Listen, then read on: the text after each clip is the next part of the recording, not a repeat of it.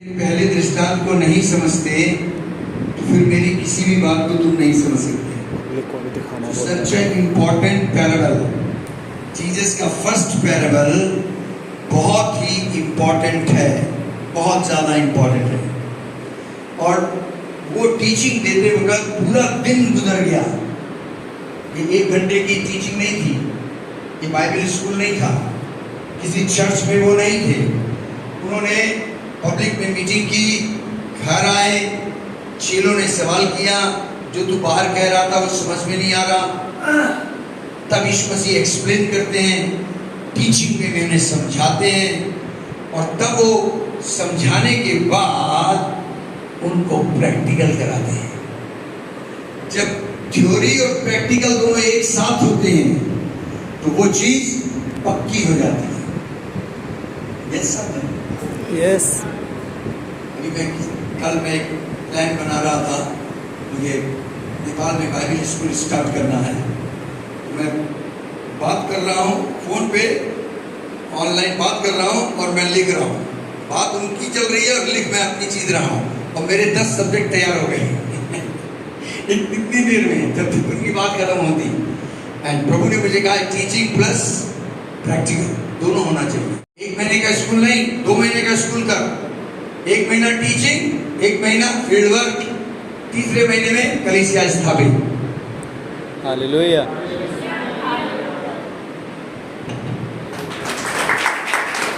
अगर आप ताली बजा दिया करेंगे बीच-बीच में तो मेरे अंदर और दोबारा फट जाएगा। टीचिंग और प्रीचिंग है, टीचिंग के साथ साथ प्रैक्टिकल ट्रेनिंग।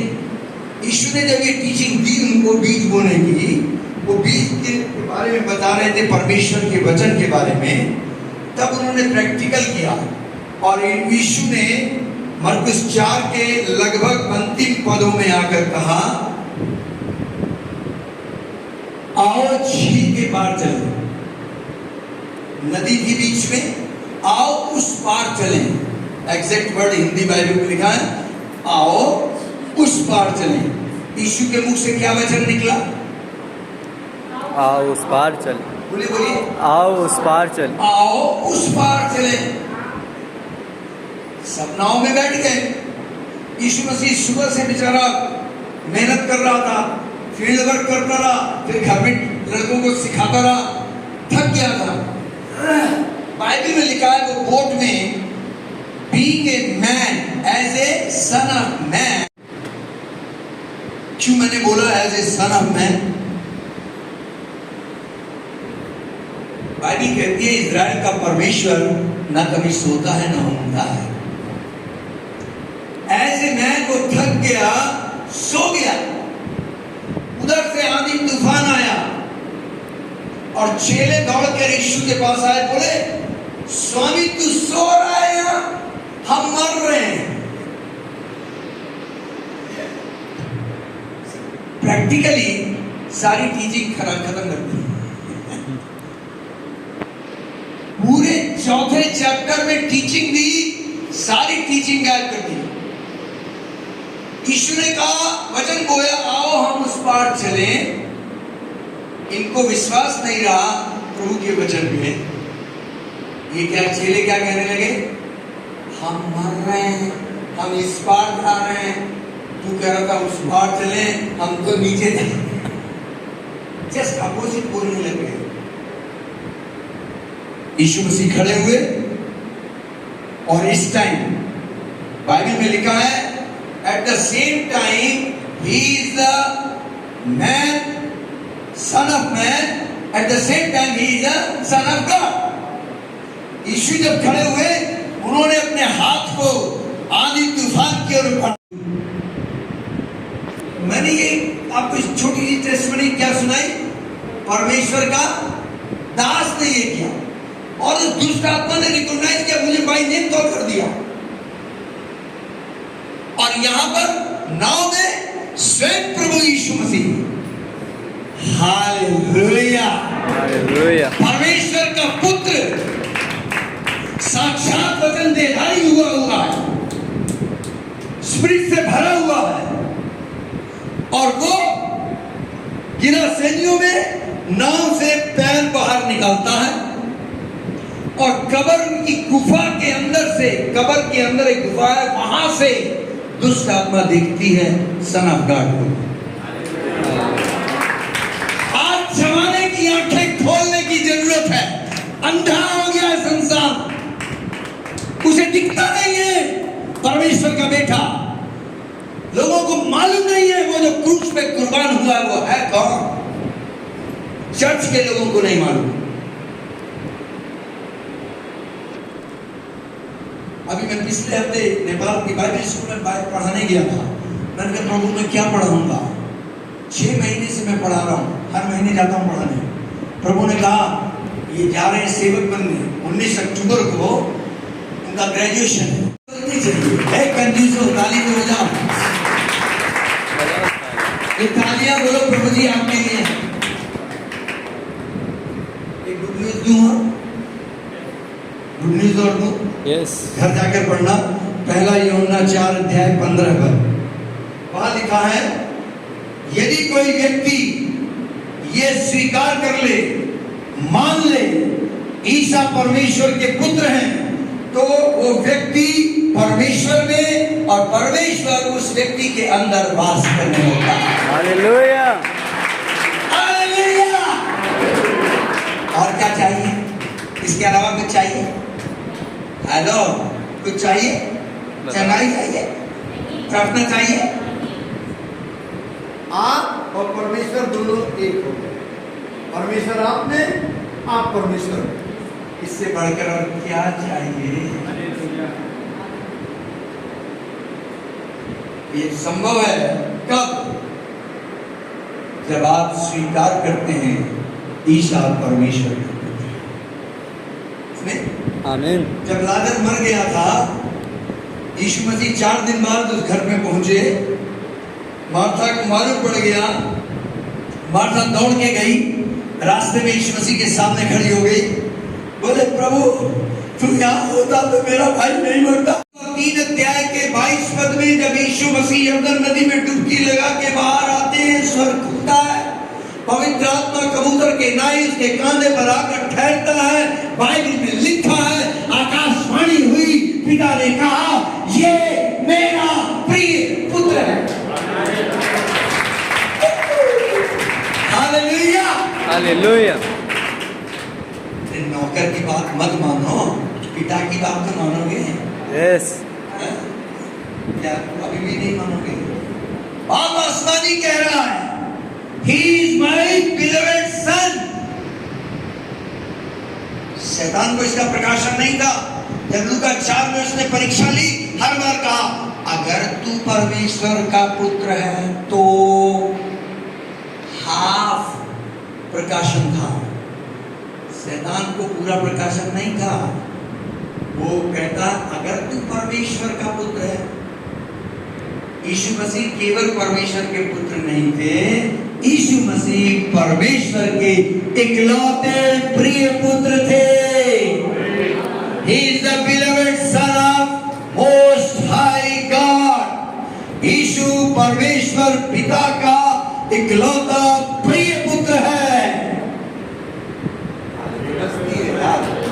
प्रभु ने कहा कोई बात नहीं माता, कौन कराई, तेरा भाई जी उठेगा। हाँ मुझको मालूम है पुनरुत्थान के दिन वो जी उठेगा। नहीं नहीं मरिया माता, पुनरुत्थान और जीवन मैं हूं। अगर तू विश्वास करेगी तो ईश्वर की महिमा दिखेगी। ईश्वर ने कहा, माता क्या बोली? हाँ प्रभु मैं विश्वास करती हूँ तू परमेश्वर का प्रिय पुत्र है। हालेलुया। उसने कहा तू परमेश्वर का पुत्र है। सुन रहे हैं? यस, इस बात पे कि तू परमेश्वर का इकलौता बेटा है, उसने अपने भाई को मरे हुए से जिंदा कर लिया।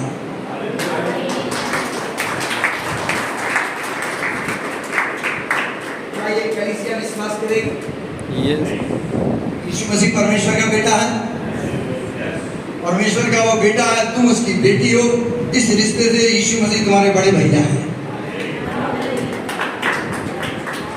Hallelujah, hallelujah. बोलो डंडे की चोट पे बोलो, यीशु मेरा बड़ा भाई है, यीशु मेरा बड़ा भाई है, यीशु मेरा बड़ा भाई है, यीशु मेरा बड़ा भाई, यीशु का पिता यीशु का पिता मेरा पिता है, मेरा पिता, मैं पिता में हूँ, मैं पिता, पिता मुझ में है, पिता मुझ में, क्योंकि मेरा विश्वास है, क्योंकि मेरा यीशु पिता परमेश्वर का इकलौता प्रिय पुत्र है।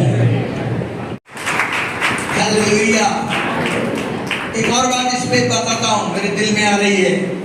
बाइबल कहती है पहला यूहन्ना 5 अध्याय के 5 पद में, जो कोई ये विश्वास करता है यीशु मसीह परमेश्वर का पुत्र है, वो इस संसार पर विजयी होता है। जो एक प्रॉब्लम पर विजयी नहीं, पूरे संसार पर, आपकी कैसी भी परिस्थिति क्यों ना हो, कैसी भी बीमारी क्यों ना हो, अगर ये विश्वास करते हो कि यीशु परमेश्वर का पुत्र है, तो आप संसार पर विजयी हो जाएंगे। ये मेरी प्रार्थना से नहीं होगा, ये तुम्हारे ईमान से होगा। अगर तुम परमेश्वर के वचन पर विश्वास करते हो, पहला यूहन्ना 5:5 में, तो तुम संसार पर विजयी हो जाओगे।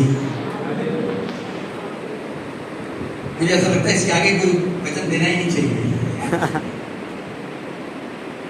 दुष्ट आत्मा ये विश्वास कर रही है, 6000 दुष्ट आत्मा ये अंगीकार कर रहे हैं। आज मुझे और आपका अंगीकार क्या है?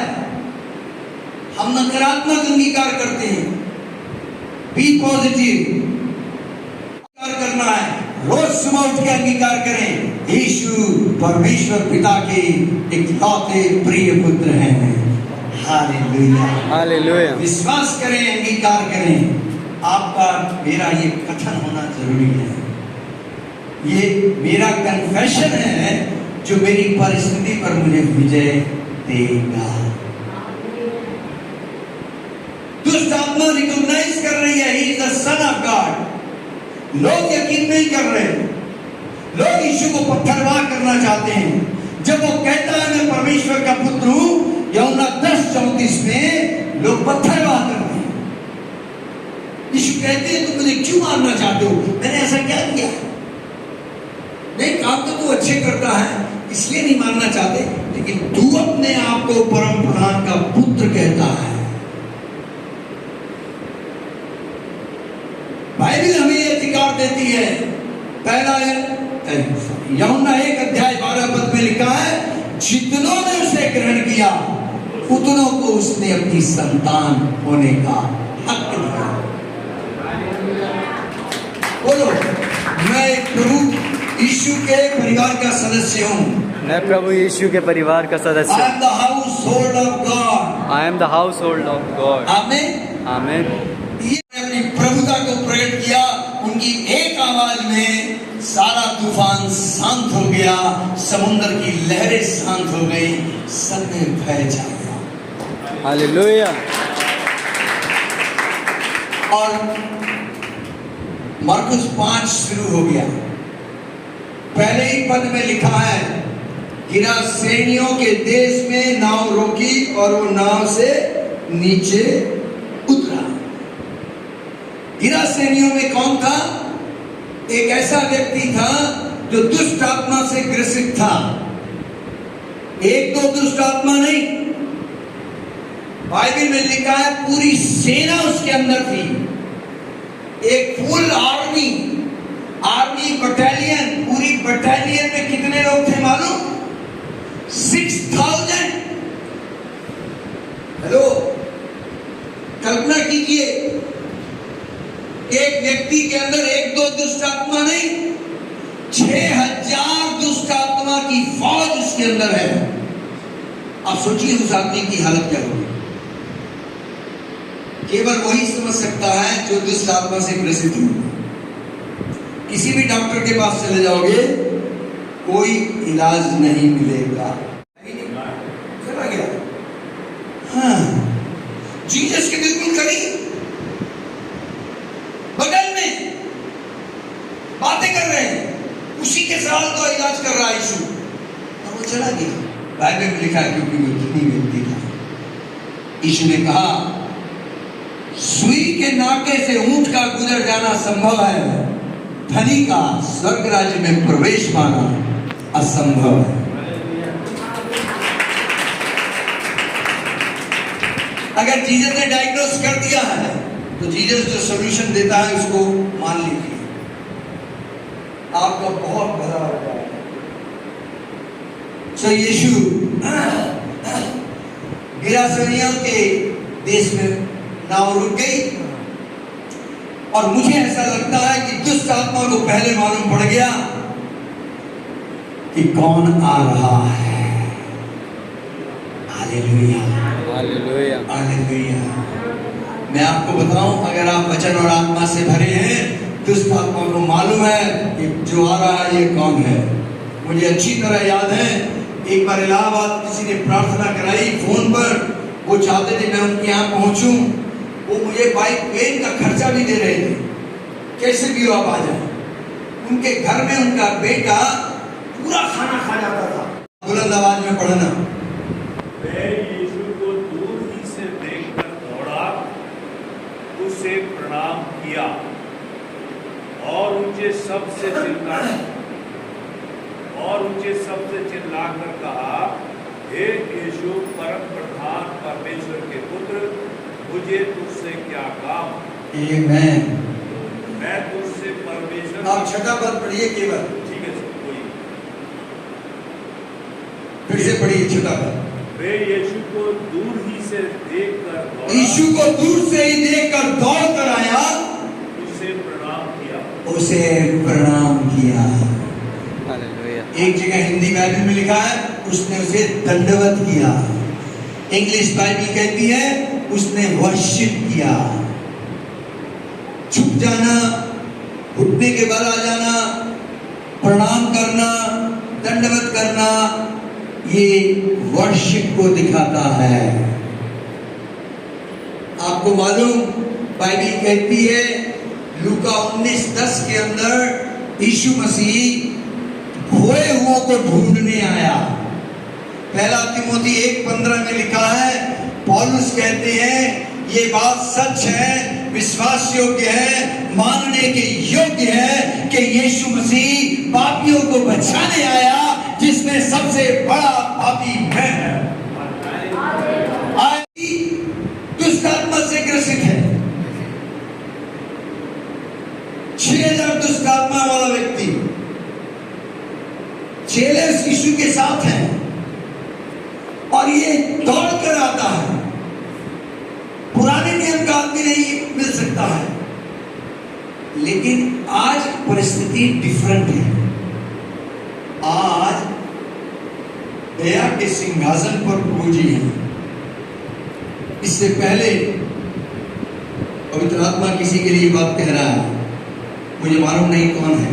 सुने, प्रभु जी दया के सिंहासन पर बैठे हैं।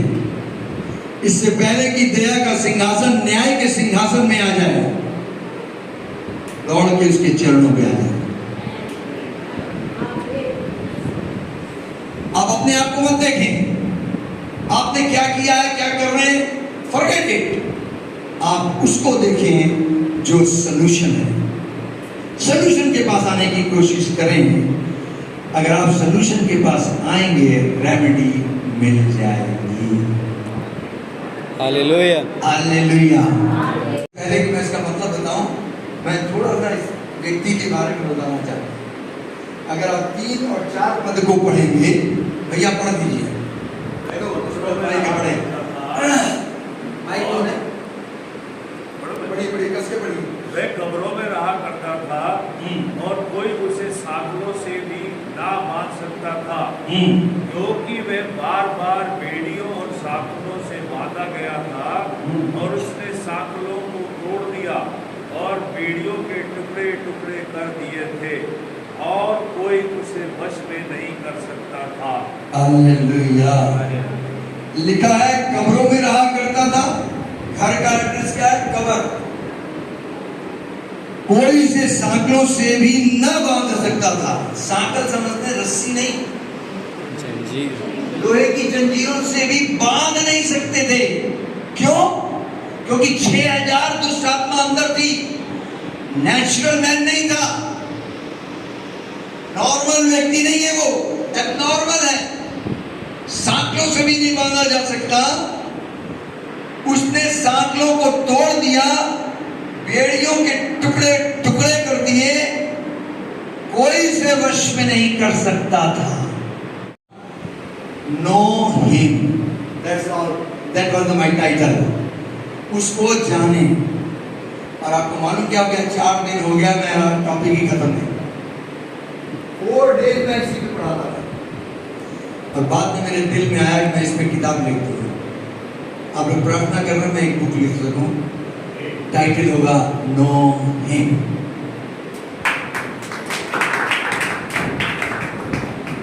करेंगे प्रार्थना? यस। बहुतों के काम आ जाएगा। यीशु गिरासेनियों में जैसे उतरता है, दूर से गुफा के अंदर से 6000 दुष्ट आत्माओं वाला आदमी जैसे ही देखता है, सुनिए बाइबल क्या कहती है, बेटा दूसरा वचन पढ़ो।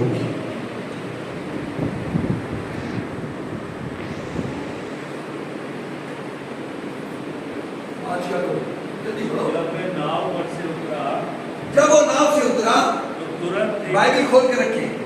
तो तुरंत एक मनुष्य जिसमें अशुद्ध आत्मा थी कब्रों से निकलकर उसे मिला। इतना ही है? हाँ, 2 में थी। कब्रिस्तान में, उसका घर कहाँ है? कब्रिस्तान। Residential address. आप कल्पना कीजिए कब्रिस्तान में कैसे रहता है। किसी का घर कब्रिस्तान में हो, क्या आप रहना पसंद करेंगे? नहीं, बिल्कुल भी नहीं। उसका रेजिडेंशियल एड्रेस बता रहा हूँ, कब्रिस्तान। अब मेरी ओर देखिए सर, यीशु मसीह खड़े हैं, 6000 दुष्ट आत्मा वाला व्यक्ति खड़ा है, और यीशु को देखकर यीशु को उसने दंडवत कर दिया, झुक गया, घुटने के बल आ गया है, वर्शिप एटीट्यूड में आ गया है। और जीसस ने वहां पर अपनी अथॉरिटी को इस्तेमाल कर किया है। स्वर्ग और पृथ्वी का अधिकार यीशु के पास है। पापों की क्षमा का अधिकार केवल यीशु के नाम में है। साल्वेशन केवल यीशु के नाम में है। आकाश के नीचे, पृथ्वी के ऊपर कोई दूसरा नाम नहीं है। सो जीसस ने उस अथॉरिटी को इस्तेमाल किया, कमेंड किया, उसके अंदर जो फौज थी दुष्ट आत्मा की, और उसको आज्ञा दी इसमें से बाहर चला जाए।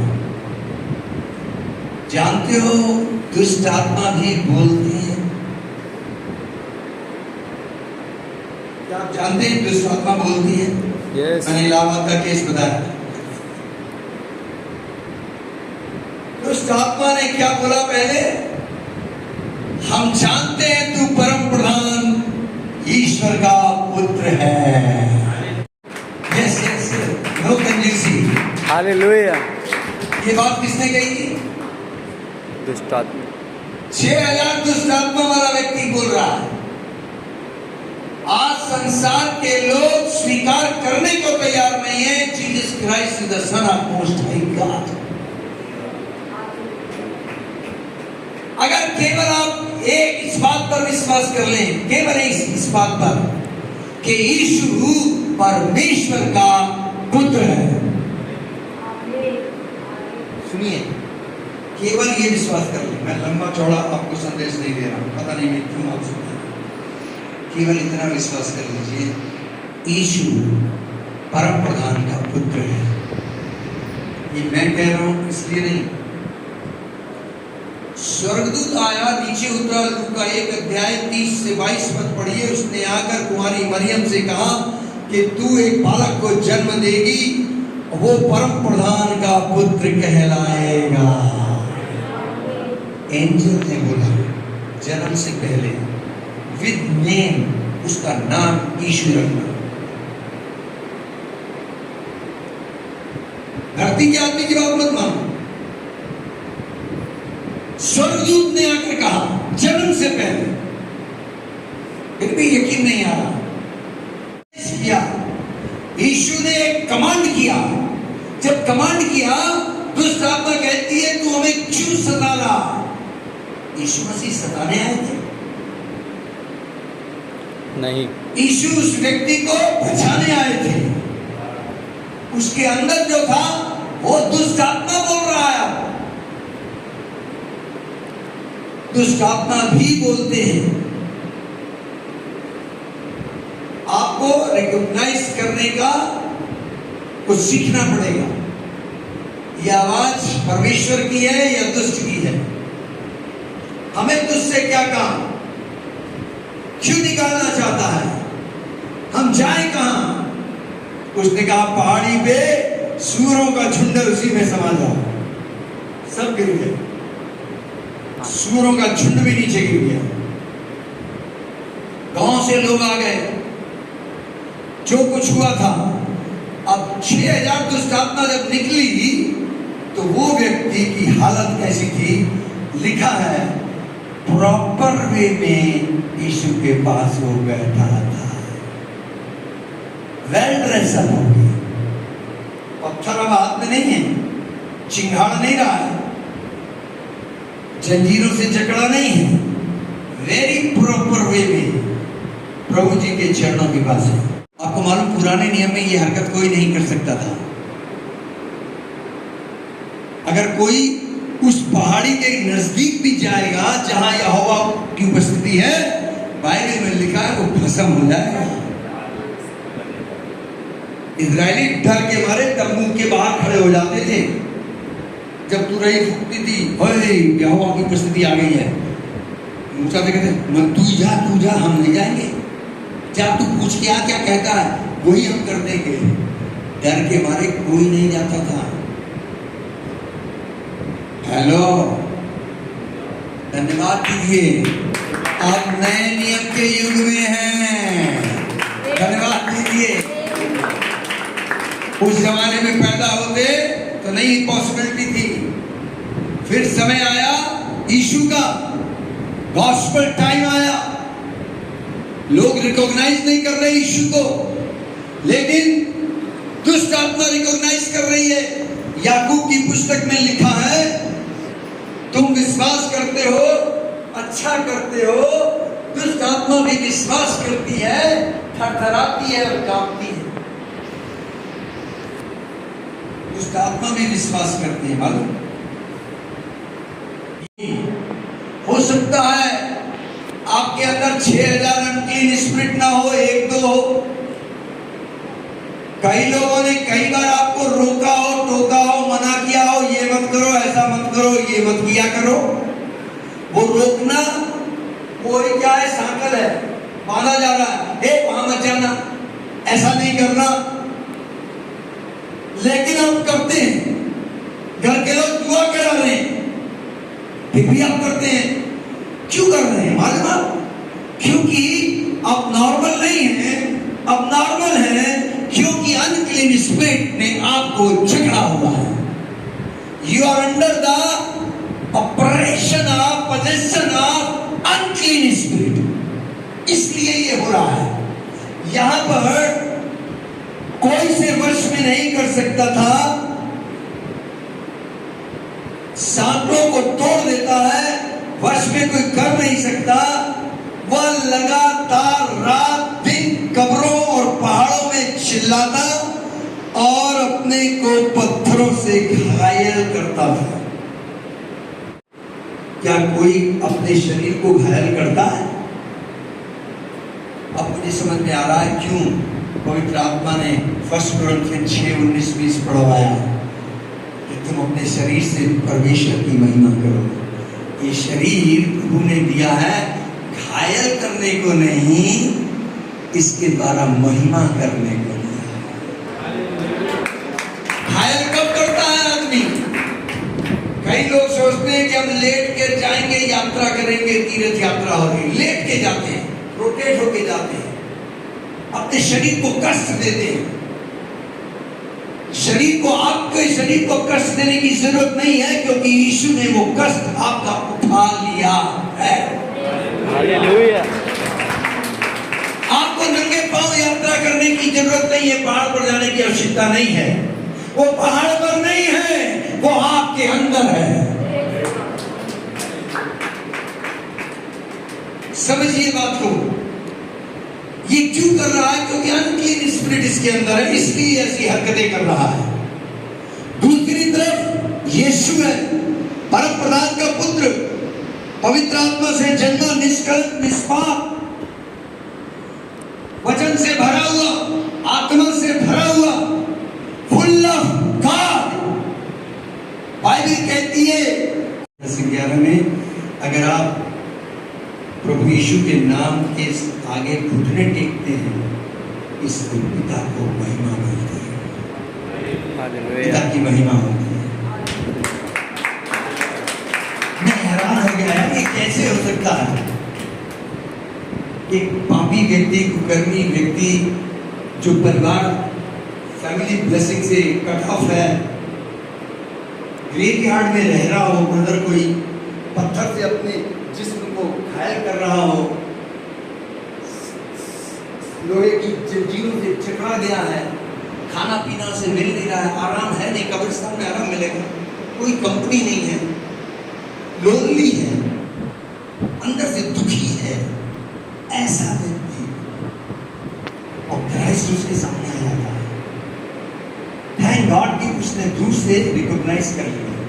मेरी दुआ है हम सबकी प्रभु आज आंखें खोले कि हम अपने मसीहा को देख सकें।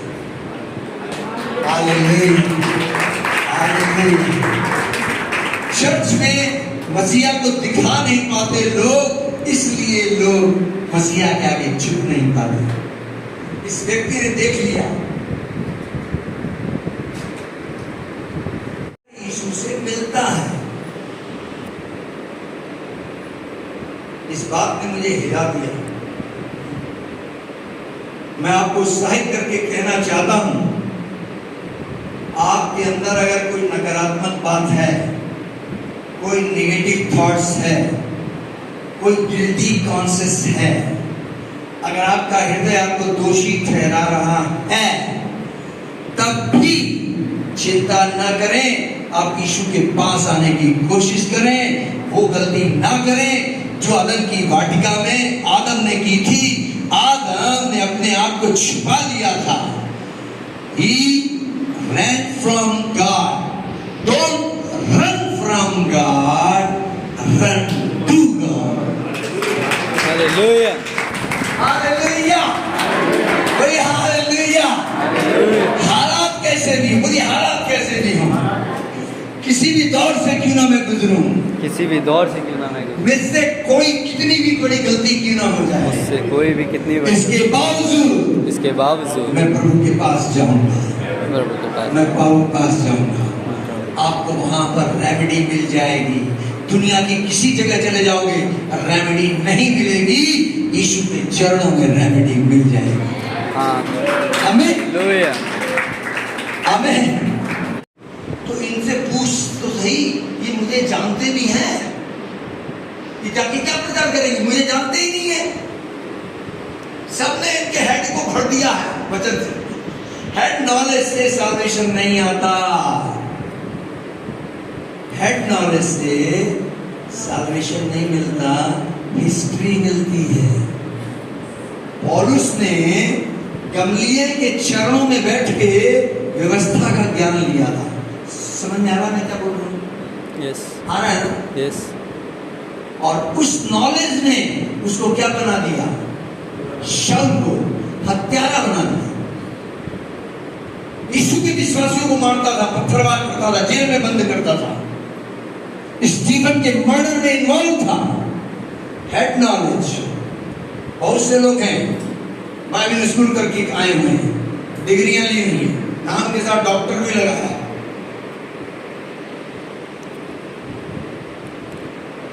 यीशु को जानना अलग बात है, यीशु के बारे में जानना अलग बात है। Knowing about Jesus is history. Knowing Jesus is salvation.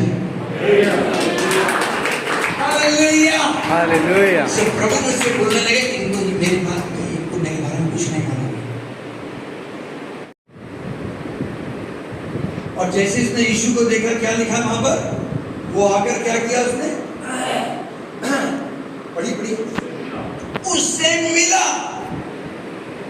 Hello, कब्रिस्तान में रहने वाला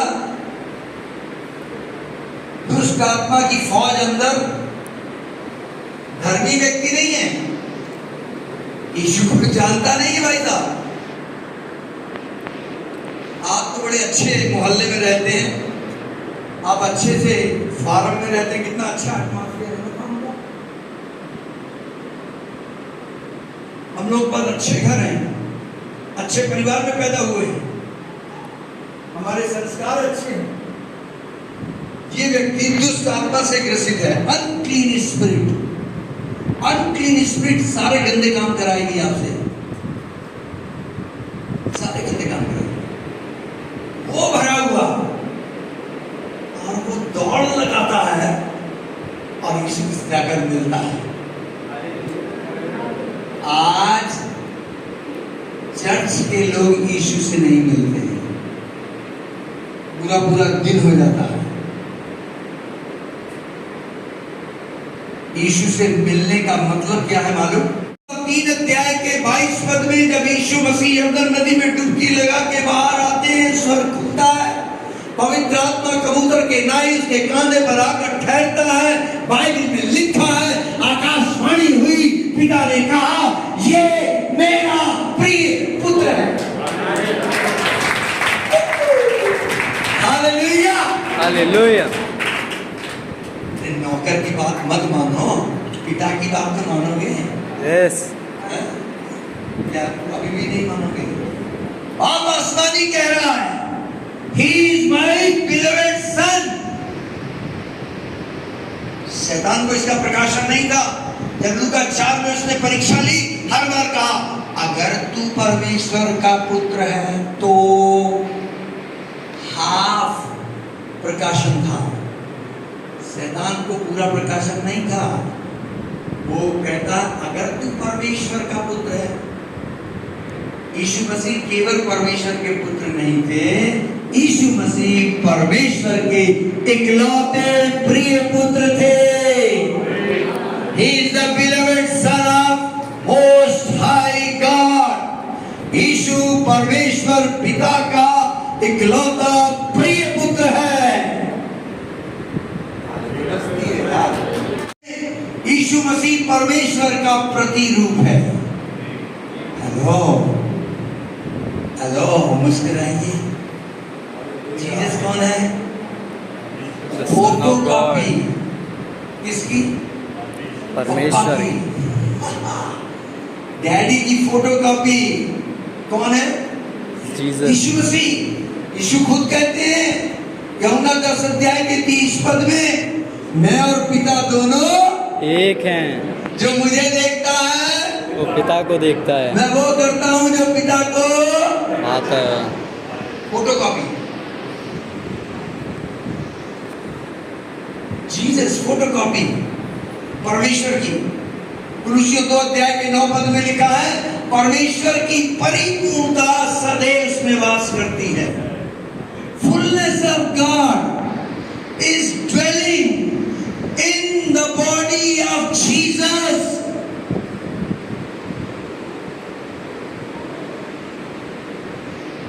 Father plus Son सामने खड़ा है। और खुशकिस्मती देखिए उस व्यक्ति की जो दुष्ट आत्मा से ग्रसित है, वो उसे देख रहा है। हम लोग देख नहीं पा रहे हैं। अशुद्ध आत्मा से झगड़ा आदमी देख सकता है। और गुड न्यूज क्या है? मुझे एक बात ने हिला के रख दिया। हेलो पास्टर जी, आपने दूसरा वचन पढ़ा था, लास्ट लाइन उसकी फिर से पढ़ी, दूसरे वचन की सुनिए सब लोग।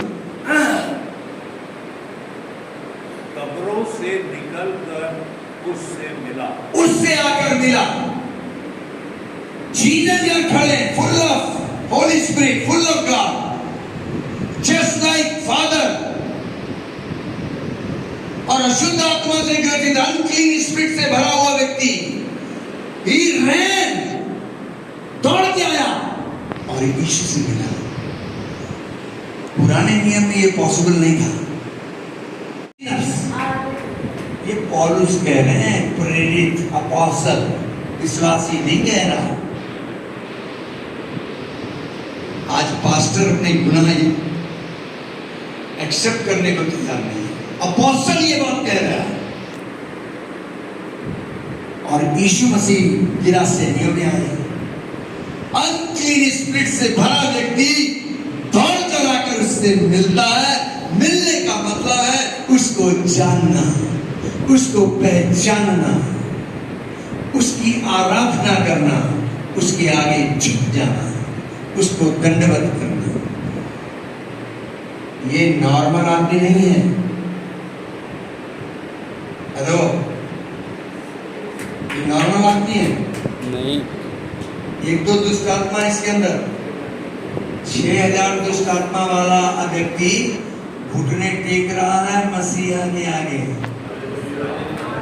और चर्च के विश्वासी। आप याद करके देखिए, आपने वो कौन सा दिन था, कब आपने घुटने टेके थे? मुझे मत बताइए, आप अपने अंदर चेक करिए। वो कौन सा दिन था, आखिरी दिन जब आपने घुटने टेके थे यीशु मसीह की उपस्थिति में? हम अपने को क्रिश्चियन कहते हैं।